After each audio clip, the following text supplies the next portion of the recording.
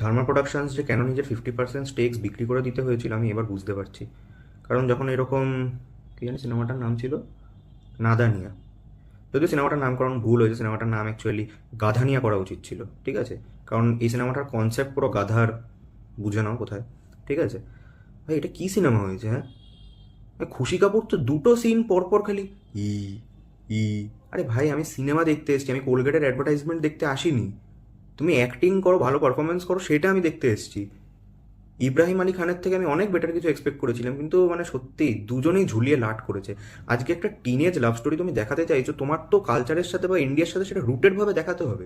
এটা কেমন কলেজ যেখানে কোনো পড়াশোনাই হয় না, পড়াশোনা ছাড়া সব কিছু হচ্ছে, অ্যাবস দেখাচ্ছে, ডিবেট কম্পিটিশন, মানে যা খুশি তাই, ঠিক আছে?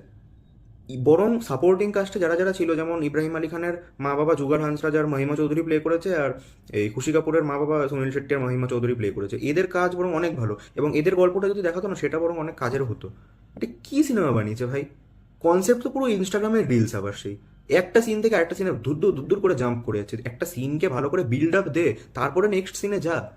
দুটো সিনের মধ্যে কোনো কানেকশনই নেই, মানে পরপর পরপর যে সিনগুলো দেখিয়ে যাচ্ছে, জঘন্য জঘন্য। আমার একদমই পোষায়নি সিনেমাটা, আমার খুবই, মানে বিলো এভারেজও আমি বলবো না, সিনেমাটা খুবই ডিসঅ্যাপয়েন্টিং একটা সিনেমা হয়েছে। ঠিক আছে, ডাইরেক্টর ভালো করে কী যে মেসেজটা দিতে চাইছে সেটা কনভিন্সই করতে পারিনি আমাদেরকে। যাই হোক, আমার সিনেমাটা একদমই ভালো লাগেনি। তোমাদের যদি কারোর ইব্রাহিম আলী খান আর খুশি কাপুরের প্রতি ভক্তি জাগে বা তোমরা যদি ফ্যান হয়ে থাকো তাহলে ডেফিনেটলি দেখতে পারো। আমার ওপিনিয়ন এটা, আমার যত একান্তই ব্যক্তিগত ওপিনিয়ন, তোমাদেরটা আলাদা হতেই পারে, তা নিয়ে কোনো সমস্যা নেই। That was it guys, thank you so much for watching. অন্য কোনো ভিডিওতে আবার দেখা হবে। Bye by.